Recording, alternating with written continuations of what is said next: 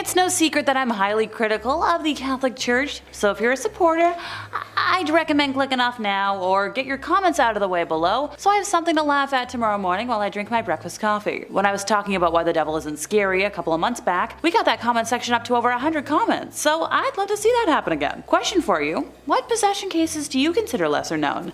Let me know in the comments, and let's get into it before I tempt fate anymore. We all know that demonic spirits like to communicate through Ouija boards, but did you know that they've also figured out how to text to get their message across? Back in 2014, Father Marian Rachel from Jarosław, Poland, claimed to have received several digital missives from the Prince of Darkness after performing a failed exorcism on a high school-aged girl. The Austrian Times reported that the girl's soul remained possessed by a demon, so it's pretty legit. According to the holy man, the author of these texts is an evil spirit who has possessed her soul, adding, often the owners of mobile phones are not even aware that they are being used like this. However, in this case it is clear. He referred local news reporters to one of Satan's texts that read, "She will not come out of hell. She's mine. Anyone who prays for her will die." After the father replied, Beelzebub took his turn and said, "Shut up, preacher. You cannot save yourself, idiot, you pathetic old preacher." According to the priest, clearly this young girl has been possessed and needs further help. It's not known whether the beasts also use WhatsApp, Facebook, Messenger, or Twitter. Seriously though, if God works in mysterious ways, demons work in really lazy ones. I guess work smarter, not harder, but I hope my texts don't get hacked. Does anyone else know about Canada's first ever case of possession? This is an event that dates back to the 1600s. Leading figures in Quebec City during the 1660s, to be specific, suspected an alleged witch, Danielle Voyle, of employing diabolical arts to induce a demon to possess Barbe Halai, a young girl working at a manor house in nearby Beauport. Both the witch and the family of the girl had recently arrived in Quebec at the time, and the tiny village had fewer than 800 people. And when strange things started to happen to the family, people were a little thrown off. How strange, you might ask? People recorded details about them that we don't have for other people in what was known as New France. The French colonists treated this particular case of demon possession in the ways familiar to them from their country of origin. They appear to have assumed the demon itself matched the demons of Catholic tradition. Now, this poor girl continued to experience the symptoms of demonic possession for months after the alleged witch was executed, apparently on the orders of Bishop François de Laval. Sadly, the court details of the crime and sentencing have been lost, but we can assume. Historians have noted that the end of the ordeal came in the form of an exorcism, or what sounds very much like one, conducted by a layperson using a rib bone believed to belong to the deceased Jean de Brébeuf. Saint Jean de Brébeuf was a French missionary who was captured and killed in 1649, by the way. To quote the history texts, we have a laywoman who would normally not be permitted to perform an exorcism, in fact performing an exorcism in all but name. Experts consider this an example of the cultural compromises that the frightened colonists felt they had to make. These colonists were pretty few in number, and were cut off from France for most of the year, and were kind of in trouble. They needed support from a king, who might turn his attention away from them at any moment, towards folks that were just generating more income. And also, they needed help from indigenous allies, who they didn't always respect. Not good to offend those that you need help from. If you're looking for the records, experts have quoted sources including the memoir of a local aristocrat, the personal correspondence of a nun living in the town's convent, the biography of another nun who spent a year attempting nightly exorcisms, and the daily records of nearby priests. These accounts shed light on how town authorities attempted to deal with this affliction, which included horrifying visions, violent outbursts, all usual demon stuff if you ask me. Has anyone ever heard of the International Association of Exorcists? So it's an organization that was founded in 1990 by 6 priests, including the world-famous exorcist of Rome, Father Gabriel Amorth, and Father Jeremy Davies. Its statutes were approved by the Roman Catholic Church on June 13th of 2014, and this organization provides training and support to exorcists and also helps to raise awareness of the issue of demonic possession. It has around 250 members from 30 countries, and all those members are priests who have been authorized by their bishops to perform exorcisms. The organization is composed of mostly Catholic priests, but there are a couple of Anglicans and Orthodox folks, so need a little bit of variety. The association recently published a Mexican Catholic priest's report of a significant increase in the extraordinary action of the devil. Devotees who seek miracles have been victims of numerous cases of oppression, obsession, and demonic possession, according to the Reverend Andres Lopez, who is a member of the College of Exorcists of the Primacil Archdiocese of Mexico. He described the skeletal Santa Muerte, also known as Holy Death, or the Angel of Death, as a growing cult or sect that is a fusion of Brazilian Quimbanda, Cuban Santeria, and occult Satanism. He's also associated it with organized crimes such as robberies and narco selling. So overall just a bad time for folks who live in that area. Okay, here's a doozy of a case. In summer of 2013, 25-year-old John Jenin from Cumbria, England, expressed fears that he would kill his mother. While in his deranged state, he approached a random van driver, put his hands in the air in a surrender motion and cried out, "I am armed, but it's not in my hands." Desperate to avoid committing such an atrocity, he tried to end his life by downing a cocktail of whiskey, painkillers, LSD, and attempting to end himself in a river. He was discovered later that day, unstable, and smeared with his own red fluids after self-inflicting. After these events, he was admitted to a psychiatric hospital, where the staff was like, "Yeah, you're low risk." And they're like, "Get out of here, pal." I'm no expert, but I'd hate to see high risk if that's considered minimal. Later that evening, he confessed to a group of friends that he was possessed by demons, saying, "I am the devil, I need to confess." He said his mother had become aggressive and controlling after the events of that day, and that same night his sister Katie had confided to one of her own friends that she was pretty worried about her brother, saying, like, "It doesn't look like him, doesn't seem like him, something's off." The next morning, after a brutal argument with his mother and sister, this guy went downstairs and hit his mother with lots of blows to her head with the sharp end of an axe, and when his sister came downstairs, he attacked her as well to stop her from screaming. Guess the sister was sadly right to be worried. After the killings, Jenkins was found stark nude, crouched behind a bench, acting erratically. Well, more erratically. When a police officer asked him if he had taken anything, he was like, "Lives." A court has sentenced him to a minimum of only 12 years in prison, which doesn't feel like enough. In third place, we have John Jenin, who also happens to be the most recent case on this list. In the summer of 2013, 25-year-old John from Cumbria, England, expressed fears that he would kill his mother. If it was just a fear, you can't relate some days. While in his deranged state, he approached a random van driver, put his hands in the air in a surrender motion, and cried out, "I am armed, but it's not in my hands." Desperate to avoid committing such an atrocity, John tried to end his life by downing a cocktail of whiskey, painkillers, LSD, and attempting to end himself in a river. He was discovered later that day, unstable, and smeared with his own red fluid after self-inflicting. After these events, John was admitted to a psychiatric hospital, where staff judged him as low risk and released him. I'm no expert, but I'd hate to see high risk if that's considered minimal. Later that evening, he confessed to a group of friends that he was possessed by demons, stating, "I am the devil, I need to confess." He said his mother had become aggressive and controlling after the events of that day. And that same night, his sister Katie had confided in one of her own friends that she was really worried about her brother, saying that he didn't seem like her brother and he didn't look like her brother anymore. The next morning, after a brutal argument with his mother and sister, he went downstairs and hit his mother with lots of blows to her head with a sharp end of an axe, and when his sister came downstairs, he attacked her as well to stop her from screaming. I guess the sister was sadly right to be worried. Now, after the killings, John was found stark naked, crouched behind a bench, acting erratically. When a police officer asked him if he had taken anything, he simply replied, "Lives." A court has since sentenced him to a minimum of only 12 years in prison. In second place, time to meet Michael Taylor. In the 1970s, Michael Taylor was largely an ordinary figure in the town of Ossett, Yorkshire. He, his wife Christine, their 5 children, and their pet poodle lived peaceful and happy lives. And now to, pop that Stepford Wives bubble. In 1974, Christine stated to a Christian fellowship group to which they both belonged that his relationship with the leader of the group, Marie Robinson, was carnal in nature. Michael admitted that he felt evil within him and eventually attacked Marie verbally, who screamed back at him. Marie stated that his eyes changed to something bestial and that he began to speak in tongues. Michael had no memory of the event, something all too common in cases of possession. During the next meeting, he received an absolution, but his behavior continued to become more erratic. As a result, the local vicar called in other ministers experienced in deliverance in preparation to cast out the demons residing within the man. The exorcism, which occurred between the 5th and the 6th of October 1974 at St. Thomas's Church in Galway, was led by Father Peter Vincent, the Anglican priest of St. Thomas's, and was aided by a Methodist clergyman, the Reverend Raymond Smith. Over the next 8 hours, Michael would repeatedly have crucifixes stuffed inside of his mouth while being doused with holy water. Okay, now my jaw hurts. According to Bill Ellis, an authority on folklore and the occult in contemporary culture, the exorcists believed that they had, in this all-night ceremony, invoked and cast out at least 40 demons, including those of incest, bestiality, blasphemy, and lewdness. In the end, exhausted, they allowed Taylor to go home, although they felt that at least 3 demons were still left in him. While at home, he brutally ended his wife, Christine, by attacking her with his bare hands, tearing her eyes and tongue out and almost tearing her face off. He was eventually found by a policeman, completely naked in the street and covered in red fluid. At his trial in March, he was acquitted on the grounds of insanity.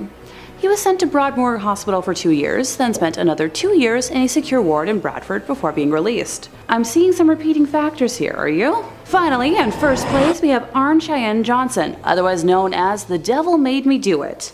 Now, before I talk about his exact crime, we have to explain how he came to be possessed. Satan originally possessed David Glatzel, the 11-year-old brother of his fiancée, who was living with the couple. Strange happenings first began in the summer, when young David would jolt awake in the middle of the night, sobbing in fear after being visited by a hideous creature that he described as a man with big black eyes, a thin face with animal features, jagged teeth, pointed ears, horns, and hooves. The beastly apparition had issued a warning.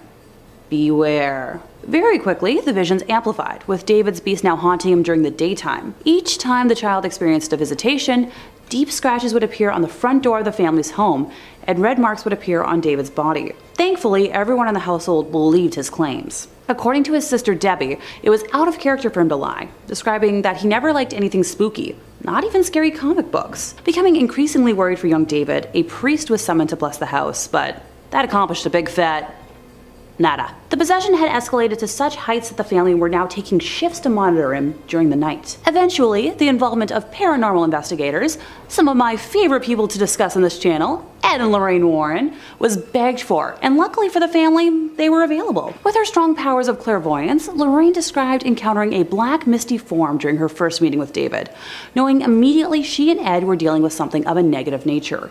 Lorraine has stated over the course of several visits, David made numerous references to ending in stabbings. In an attempt to save David from his endless tormentors, Arne taunted the demons during exorcisms to enter his body and leave the boy alone. And sadly, the challenge was accepted.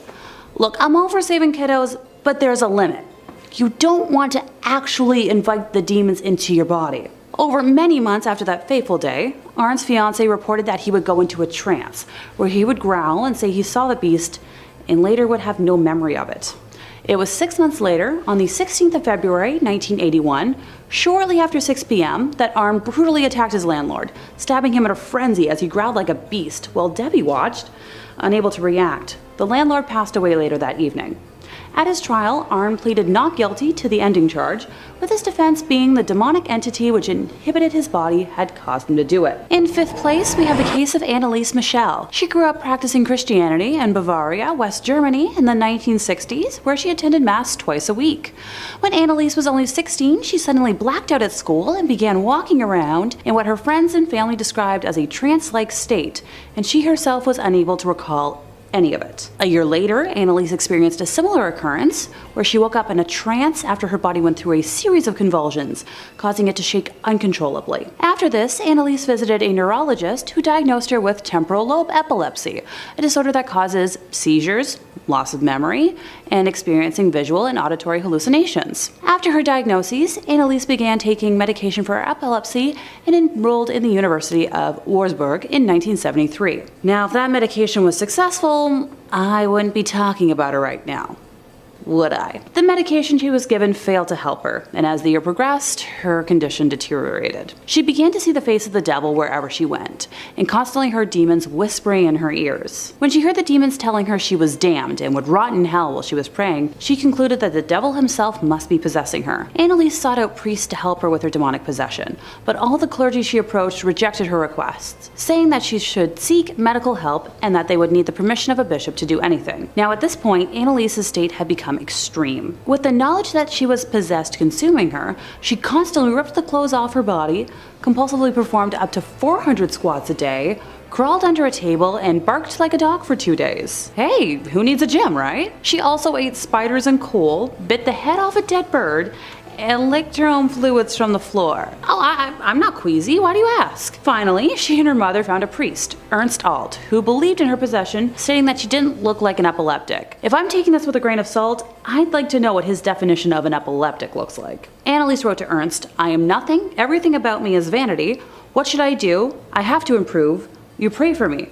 I want to suffer for other people, but this is so cruel. Ernst petitioned the local bishop, Bishop Joseph Stang, who eventually approved the request and granted local priest Arnold Renz the permission to perform an exorcism, but ordered that it be carried out in total secrecy. Now, being granted an exorcism in the 70s was like winning the lottery. They were very rarely granted due to the sensationalism caused by the release of The Exorcist, and the Catholic Church was determined to protect their reputation. Reputation at the time. Fine, reputation on exorcisms at the time. I know, it's the church. Over the next 10 months, following the bishop's approval of Anneliese's exorcism, Ernst and Arnold conducted 67 exorcisms, lasting up to 4 hours per session on the poor woman. Absolutely heinous. Through these sessions, Anneliese revealed that she was possessed by 6 demons, Lucifer, Cain, and Nero, amongst others. And that just there was how I learned that Nero was more than just a former Jeff Hardy gimmick. Weird middle name to give a kid. All these spirits would jostle for control of Anneliese's body and would communicate from her mouth with a low growl. The demons constantly argued with each other, with one being quoted as saying, "People are stupid as pigs. They think it's all over after death. It goes on." And another replying that the first was nothing but a big mouth who had no real say in hell. Throughout these sessions, Anneliese would frequently talk about dying to make up for the wayward youth of the day and apostate priests of the modern church. She broke the bones and ripped the tendons in her knees from continually kneeling in prayer, and I just felt that statement in my own ballet-worn knees. Ouch. Over these 10 months, Anneliese was frequently restrained so the priest could conduct exorcism rites. She slowly stopped eating and eventually passed from malnutrition and dehydration on July 1st, 1976 at only 23 years old. In 4th place, we have the nuns of Loudun and Louviers. Louviers? My French is 50-50 right now. Time to hop in my little time machine and head back to 1642 when 18 nuns became possessed. Father Mathurin Picard, the nunnery director, and Father Thomas Boule, the vicar at Louviers, were convicted on the evidence of the possessed nuns' recounts. The youngest of the group, being only 18 years old at the time, Sister Madeleine Bavin, was the initial possession victim. Her testimony was successful in throwing the church into a state of panic, alleging that Fathers Picard and Boule had taken the nuns to secret sabbats. At these gatherings, they became familiar with numerous demons, specifically including the demon Damon. Try saying that without tripping over your tongue.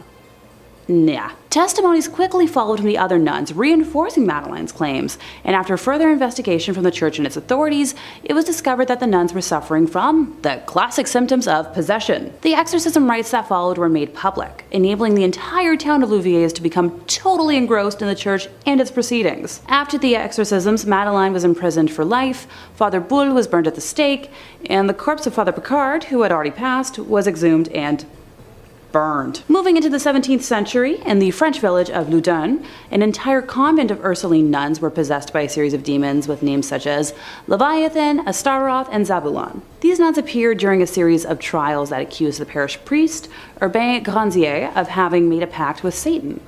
Photos of the signed pact still exist, with autographs from the devil and the previous mentioned demons possessing the nuns. In a series of public trials and exorcisms, these nuns barked, screamed, convulsed, and spoke in devil language. These sights led to a public hysteria that ultimately ended in Urbain being burnt at the stake. The events of the Loudun possessions were turned into a book by Aldous Huxley called The Devils of Loudun in 1952, which was then adapted as the 1971 film The Devils.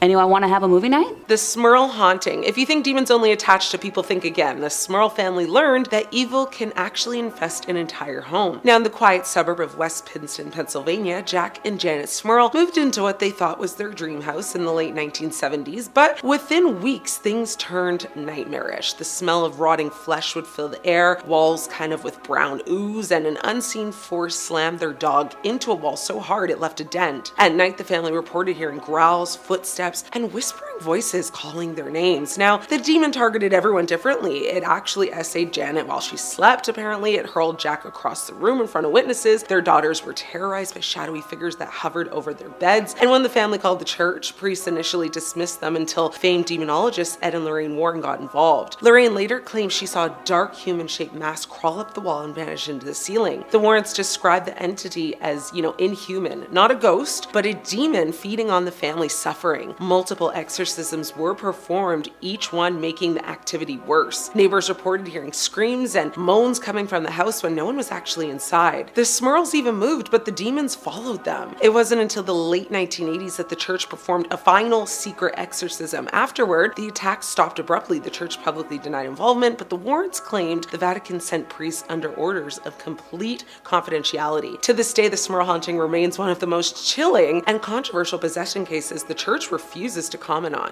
The Enfield poltergeist. Now, few cases in history have more witnesses, photos, and evidence, and yet the church still won't touch it. In 1977, single mother Peggy Hodgson and her 4 children began to experience a series of escalating paranormal events in their modest council house in Enfield, London. It began when Peggy's daughters heard knocking on the walls of their shared bedroom. Furniture slid across the floor on its own, toys flew through the air, and 11-year-old Janet was the center of it all. She began actually levitating in front of witnesses. British police officers, journalists, and psychic researchers all saw very unexplainable things firsthand. Janet would speak in a voice that was clearly not her own, deep, a male kind of voice, claiming to be the spirit of a man named Bill Wilkins. Now, he had passed away in the house years before that, but soon the activity grew a lot darker. Janet was seen being thrown from her bed by invisible hands, twisted in midair, and dragged across the room. Investigators reported extreme temperature drops and even bite marks that appeared out of nowhere. The local priest refused to continue visiting after one encounter left him violently ill. The church worried about public backlash and accusations of hysteria, so they declined to perform an exorcism. Instead, it actually distanced itself from the family. But recordings from the investigation, over 200 hours worth, still exist. They actually contain Janet's horrifying possession voice and the sound of furniture moving when no one was actually near it. Skeptics still debate whether the Enfield poltergeist was real or staged, but when dozens of independent witnesses, police, reporters, and neighbors, they all describe the same impossible things, it's very hard to call it fake at that point. The Exorcism of Anneliese Michel. Now imagine the sound of someone growing in 6 different voices, all coming from the same young woman. That's exactly what priests and witnesses reported hearing during the exorcisms of Anneliese Michel, which is one of the most disturbing cases the Catholic Church has ever tried to silence. Anneliese was a bright, deeply religious 23-year-old student from Germany. Now, she wasn't just any girl, she was kind, devout, and dreamed of becoming a teacher, but her life spiraled into something unimaginable after she began suffering from seizures at the age of 16. Doctors diagnosed her with temporal lobe epilepsy, which is a condition that can cause hallucinations. But as the years went on, her family and even her doctors started to notice things that just couldn't be explained by medicine. Now, Anneliese began hearing voices that told her she was damned, and she claimed to see demonic faces everywhere she looked. Crosses made her recoil in pain. She couldn't even enter a church. She screamed when holy water touched her skin, and her parents described seeing her contort her body in impossible ways and bark like an animal for hours. When priests were called in, they claimed she spoke fluent Latin, a language she had never studied, and identified herself as 6 different entities: Lucifer, Judas, Iscariot, Nero, Cana, a really bad guy who I can't talk about, and a disgraced priest named Fleischmann. Now, over 10 months, 2 priests performed 67 separate exorcisms, some lasting up to 4 hours as Anneliese's body kind of withered away to less than 70 pounds. By the time she passed away in 1976, her knees were shattered from kneeling in prayer for so long. Her last words were heartbreaking. She whispered to her mother, "Mother, I'm afraid." Now, the church quietly buried the case, but tapes of her exorcisms with guttural growls, snarling laughter, and overlapping demonic voices leaked years later, terrifying anyone who heard them. The church still refuses to acknowledge her possession, labeling it a medical failure. But many priests who actually saw her firsthand swore there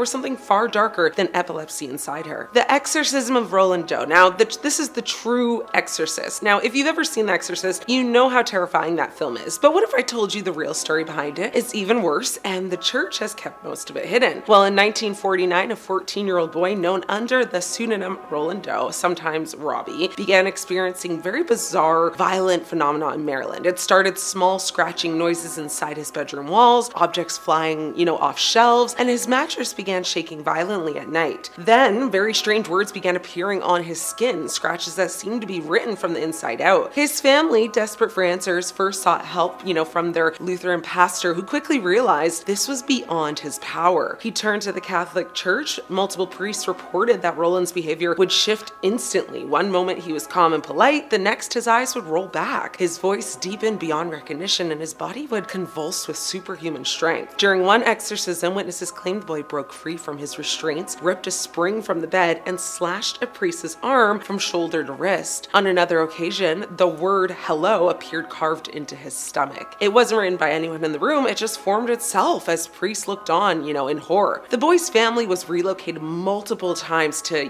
continue this ritual, eventually ending up at a Jesuit hospital in St. Louis. Over a month of nightly exorcisms, priests recorded that Roland levitated, spoke in Latin, and growled in voices that didn't belong to him. The final exorcism ended with him screaming the words, "Satan, I am Saint Michael. You will leave this boy now." Then, according to witnesses, a loud kind of sound echoed through the room. Roland fell back onto the bed unconscious, and when he woke up, he whispered, "It's over." So the Catholic Church sealed the official records, but priests later admitted that several exorcists involved refused to speak of what they saw ever again, and the boy's real identity, still protected today, remains, one of the most guarded secrets in modern exorcism history. The Tanaku exorcism. Now in 2005, a young Romanian nun named Irina Cornisi began hearing voices. Now, fellow nuns claimed she was possessed, while others later argued she suffered from schizophrenia. But instead of receiving, medical treatment, she was subjected to a ritual that shocked the world. At the Tanaku monastery, Father Daniel Corganode believed he was battling demons. He and 4 other nuns bound Irina to a wooden cross, gagged her with a towel, and left her without food or water for days while praying over her. Witnesses claim she screamed, begged for release, and then fell unnaturally silent. By the time she was untied, Irina was passed away. The official autopsy blamed adrenaline injections and neglect, but locals whispered that she had indeed been possessed and that the exorcism either freed her or unalived her. Now, the case drew worldwide outrage, of course. Father Daniel was sentenced actually to 7 years in prison. The monastery was shut down completely, yet villagers continued to defend him, insisting that, he had actually tried to save Irina from demonic forces. To this day, many Romanians remain very divided.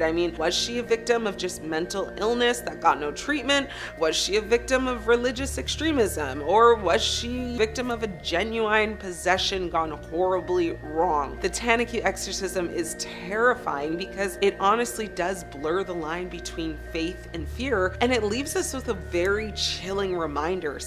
What humans do in the name of God is just as terrifying as any demon. The Ammon's haunting in the demon house. Now, in 2011, a small house on Carolina Street in Gary, Indiana, became the center of one of the most chilling possession cases of modern times. Latoya Ammons and her 3 children moved in. And honestly, from the start, the house seemed completely wrong. In the dead of winter, black flies swarmed the porch, which is weird. Doors creaked open on their own. Very heavy footsteps echoed from the basement when no one was even there. Then the children began acting very strange. One son spoke in a voice that wasn't his own, his eyes literally rolling back until only the white part of his eyes were visible. Another child was reported to have levitated during a sleepover, which was witnessed by friends who fled in terror, of course. Social workers and police officers later claimed to actually see very disturbing phenomena themselves. A medical professional even reported seeing one of the boys walk backwards up a wall in the hospital. Flipping over his grandmother before landing back on his feet. Nurses screamed and they fled the room, rightfully so. The case was investigated by local authorities, documented in hundreds of official pages of police reports and medical notes. Eventually, the family just fled, unable to endure the torment any longer, which is fair. The house itself became infamous, nicknamed the Demon House. Paranormal investigator Zach Bagans later purchased the property, and he filmed a documentary inside, and then had it demolished, claiming it was too dangerous to remain standing. The case is horrifying because of how many professionals, cops, doctors, social workers put their names on the record, swearing they had seen things science just simply could not explain. To this day, the Demon House remains one of the most compelling modern possession cases ever reported. There was actually a movie recently, I think that's on Netflix, so go give it a watch. I did. I think it's called Deliverance. It was good, so give it a go. Number 3, Michael Taylor. So back in the 1970s, Michael Taylor was largely an ordinary figure in the town of Ossett, Yorkshire. He, his wife Christine, 5 descendants, and their pet poodle lived peaceful and happy lives. And now to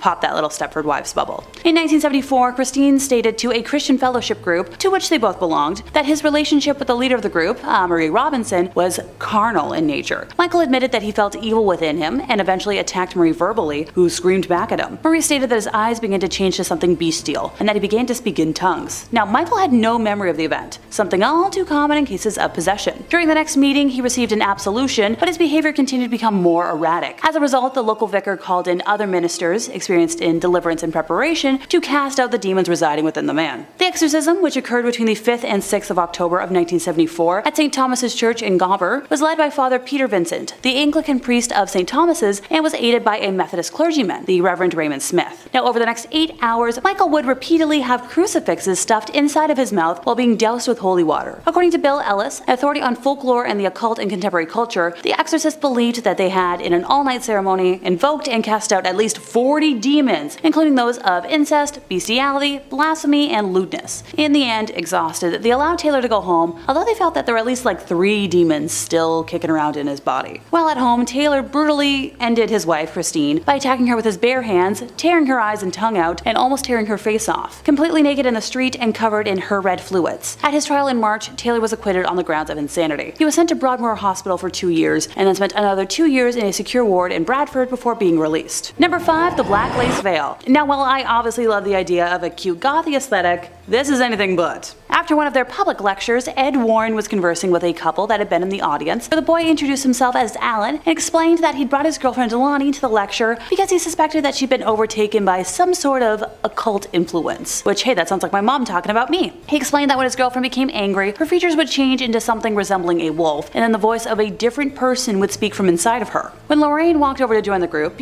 Ed's wife, Lonnie experienced an episode of instantaneous possession and lurched out in an attempt to attack Lorraine. This incident terrified everyone in the vicinity, with the Warrens ending the audience chat session immediately before Ed escorted the couple to an offstage room while Lorraine stayed outside to, get everybody out of there. In the backstage room, the girl was fully under possession, breathing heavily, and her facial features had transformed into the wolf-like appearance the boy was talking about. Now, after about 10 minutes, the possession did pass, and Lonnie was lucid enough to explain dealing with memory loss, along with losing hours and days of her life over the last 3 months, which is a symptom that's pretty common in cases of possession. She went on to share her background, that she was a girl wealthy enough to buy whatever she wanted, but money can't always buy love. Originally, her now boyfriend Alan had refused all of her advances and bribery attempts at becoming hers, so she had resorted to visiting a store prominent in selling tools to help with witchcraft, purchasing there a book on the black arts, and later that night performing a ritual for acquiring lovers. This ritual involved, you guessed it, the black lace veil, on top of which she placed a crown of goat horns for renouncing God in her baptism, along with swearing allegiance to Satan, finishing the ritual by washing down the vow with a cup of animal life force.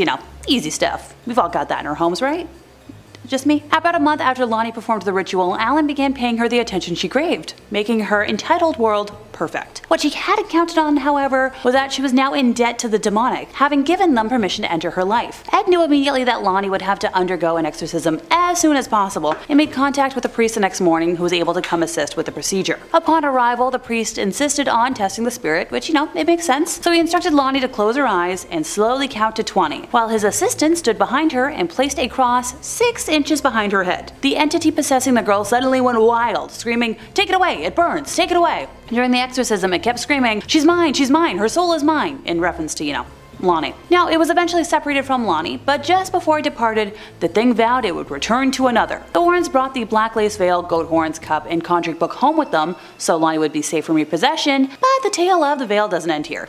Oh, I love a good rhyme. Ed received a phone call one day from a man named John Rand, who wanted him to meet his daughter Charlene, who he explained possessed a natural knowledge of what he took to be witchcraft. When she stared at people, even when they weren't aware of it, she'd fill their mind with inhuman terror. Honestly, I support this skill. John called Ed specifically because Charlene was manifesting different personalities. Some male, some female, and some that couldn't even be called human. But all of them were making extremely threatening statements to John and his wife. Upon bringing Charlene to visit various doctors and clergymen, they recommended John be put in contact with Ed Warren, and Ed agreed to have the girl and her father visit his home the next weekend. Now, when Ed attempted to shake Charlene's hand upon meeting her, she backed away and stared distrustfully at him, keeping track of every move he made. His attempts to question her resulted in no end answers, and her eyes began to wander around the room in boredom. When they landed on the black veil, though, Charlene jumped up, grabbed the veil, and clutched it to her chest. Her features immediately began to transform into those of a wild, sneering creature, distinct from this otherwise, beautiful girl. Ed drew 2 vials of water to himself, one unblessed, the other blessed by an exorcist, and moved away from what was no longer Charlene, but some sort of inhuman spirit, a lesser devil of hell. A lesser devil of hell. Horrid moaning and various animal sounds came from the girl as Ed blessed her, banishing the demon away for a now second time. The items have thankfully been locked away in the museum ever since. Louis' exorcism. In the 1940s, a former priest from Missouri attempted to perform a clandestine exorcism in the basement of a private residence in St. Louis. The subject was a teenage boy who reportedly displayed erratic behavior, including writing in Latin despite never studying it, and exhibiting knowledge of private family details he couldn't have known.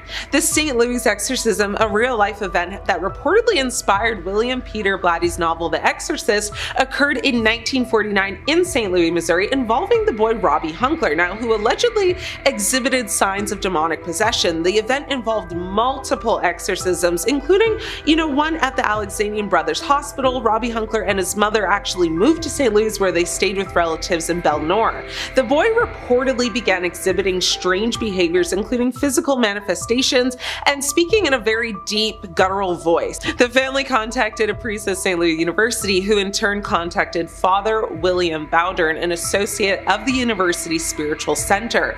Bowdern, with permission from the St. Louis Archbishop, performed a series of exorcism rituals. Now, the rituals took place at the boy's residence and basically eventually the brothers' hospital. Now, during the rituals, the boy reportedly exhibited various signs of possession, including the bed shaking, objects flying, and speaking in a strange voice. A camera was set up to record the process for documentation purposes. What it captured was beyond disturbing. At 3:14 a.m. on the second night, the boy broke free from his restraints. The tape, viewed by only a handful of people, reportedly shows his body just twisting in impossible angles and a voice deep and layered, unlike any human vocal range, speaking directly into the lens, saying, "He belongs to me." Shortly after, the basement flooded inexplicably. The priest abandoned the church and was later found in a psychiatric hospital, scribbling symbols on the walls. The footage was classified as sacred and never to be viewed by the public, but stills from the tape were allegedly leaked and passed around the dark web under the file name STLE Exorcism 92. Lastly, we have the case of Clara Germana Cele. Now, she is said to have been possessed when she was a 16-year-old girl at St. Michael's Mission in Natal, South Africa. She was an orphan of African origin and was baptized as an infant. At the age of 16, the girl allegedly made a pact with Satan, and this is said to be the cause of her demonic possession. Clara later revealed this information to her confessor, Father Harness Aremus. Now, in an account written by a nun, Clara was said to be able to speak languages of which she had no previous knowledge. This fact was also witnessed by others, who recorded that she understood Polish, German, French, Norwegian, and all other languages. Now, the nun reported that Clara demonstrated clairvoyance by revealing the most intimate secrets and transgressions of people with whom she had no contact. Moreover, Clara could not bear the presence of blessed objects and seemed imbued with extraordinary strength and ferocity. Now, often hurling nuns even at the, in the convent rooms and kind of just attacking them. Now, the nun reported that the girl's cries had a savage bestiality that astonished those around her. For 6 years, Clara lived in a demonic possession-free life. Now, she felt ashamed for her behavior, asking for forgiveness while seeking humble pursuits. She passed away in 1912 from heart failure at the young age of 22. However, history had lost track of and forgotten Clara in some versions of her story. In the spring of 1842, Pastor Johann Christoph Blumhardt was advised by his parishioners to investigate the strange goings-on at the home of the Dittis siblings. Orphaned and bereaved of several other siblings as well, 4 of them, Gottlieben, Anna Maria, Katharina, and another, lived together in a tumble-down house under the conditions of extreme poverty. But that wasn't the primary target of concern. It was the noises, the strange lights, and above all, the strange behavior of, I'm going to call her G, that called for further examination. Now, when he arrived at the place, G didn't really respond warmly to the pastor's friendly overtures. He let her be, but then neighbors were still complaining. She fell down, she fell ill, the noises in the house were so loud they kept them up at night. So Johann told the siblings to stay with a relative overnight, while he and trusted members of the congregation searched the house. And that's where they found a lot of weird stuff, and his fears were confirmed. They found evidence of dabbling in occult magic, and oh bother. Now, further inquiry revealed that G's early life had been filled with attempted initiations into such dark traffic at, well, why? Her elders did it. Spiritualist studies weren't really unknown at the time, and reputable figures investigated a lot of reports of poltergeists, conversations with the dead, spirits of all kinds. It's kind of commonplace. Johann was determined. He decided to try and pray and place his trust in the Lord. But things didn't get better for G. If anything, they got worse, especially when Johann came near. She fainted, she shook, she foamed at the mouth in delirious fits, then she would come to and appear and, well, be sane, I guess, for all intents and purposes. Johann eventually became convinced that whatever was at work was in fact the devil, or a devilish spirit. One night in late June, G once again fell into a trance. Now this time, Johann grabbed her hand, shouted into her ear, "Place your hands together and pray. Lord Jesus, help me. We have seen long enough what the devil can do. Now we desire to see also what Jesus can do." And somehow, G regained consciousness, joined the pastor in prayer, and settled down again.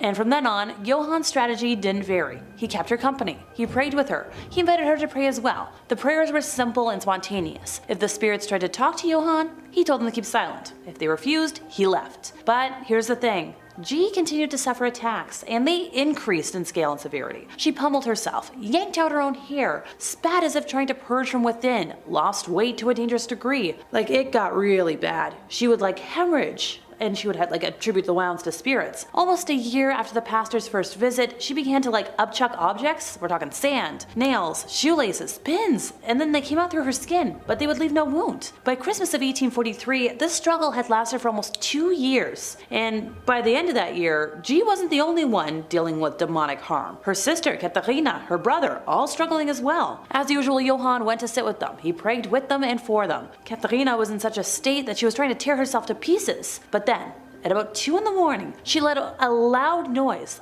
loud enough to shake the house, doubled over backward, and then shouted, "Jesus is victor!" And so he was.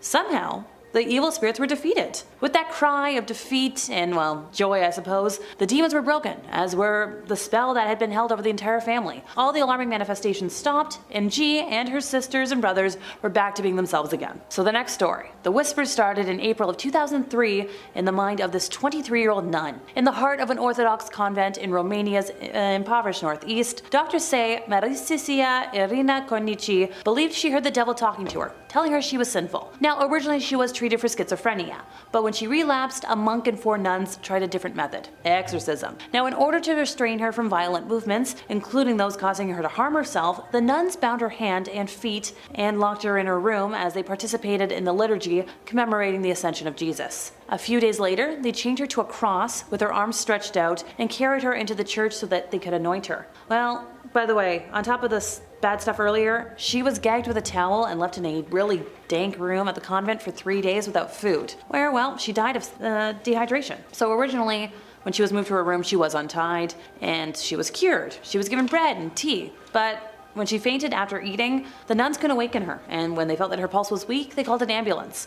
Well, in the ambulance, she was given about 6 doses of adrenaline, so by the time she reached the hospital, she was gone from us. The police were notified by the doctors at the hospital, who noticed the marks that were left from all the restraining. The autopsy claimed that she had passed from dehydration, exhaustion, and a lack of oxygen. Now, the father and the 4 nuns who had helped with this exorcism were charged with death and depriving a person of liberty. Prosecutors sought a life sentence for the priest, but he was sentenced in 2007 to 14 years in prison, while the nuns got 5 to 8 years. So next up, this rare and disturbing footage has been released of a woman writhing around on the floor and screaming as an exorcism is performed on her over in Argentina. The 22-year-old woman, identified only by her first name Laura, is pinned to the ground as Bishop Manuel Acuna drives the evil spirits out of her. As she screams "no, no" and spits some really bad words out at one of the women holding her, the bishop is heard muttering, leave her now." Now, before the exorcism, locals gathered at the church in Buenos Aires, praying for her soul and redemption. The bishop told them the demon exists. Laura was then led into a chamber where church helpers held her to the ground. Local man Augustus Amador Arevalo,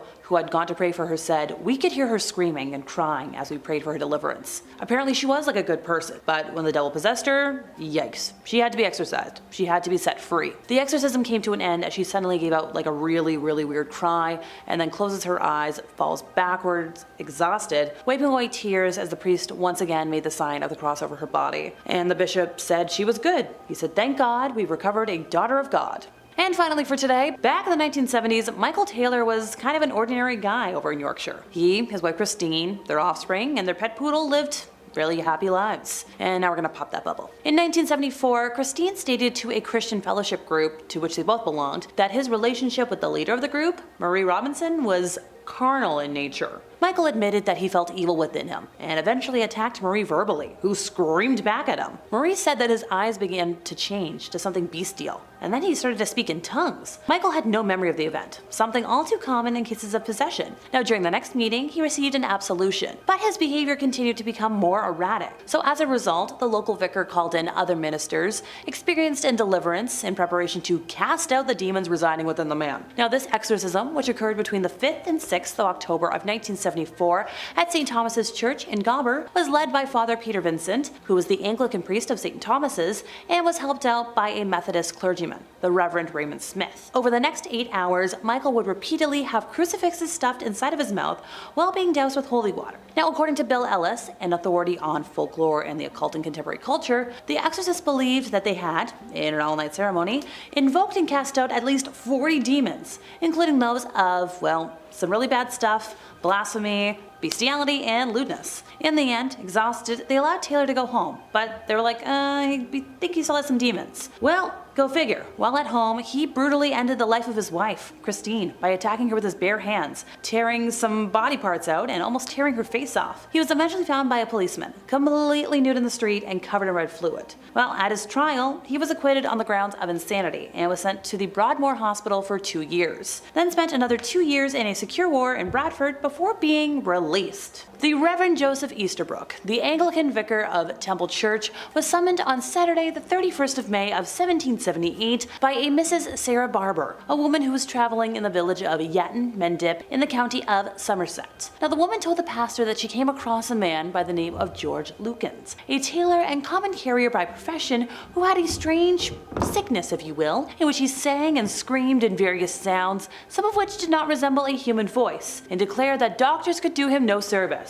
Now Mrs. Barber attested to the clergyman that George had an extraordinary good character and attended services of worship, where he had received the church sacraments, so all around a good guy. However, for the past 18 years he had been subject to a lot of fits, which somebody believed resulted from a supernatural slap which knocked him down while he was acting in a Christmas pageant of all things. Now he was consequently taken under the care of Dr. Smith, among many other physicians who really tried to help him, but sadly after his 20-week stay at St. George's Hospital, the medical community there pronounced him incurable. Now members of the community began to think that he was bewitched, and he himself declared that he was possessed by 7 demons who could only be driven out by, well, 7 clergymen. So Reverend Joseph Easterbrook contacted Methodist ministers in connection with all of this, who agreed to pray for George. Now we do have a quote from one of the reverends involved in the exorcisms, a Reverend John Vulton. He said that some time ago I had a letter requesting me to make one of these 7 ministers to pray over George. I cried out before God, Lord, I am not fit for such a work. I have not faith to encounter a demon. It was powerfully applied.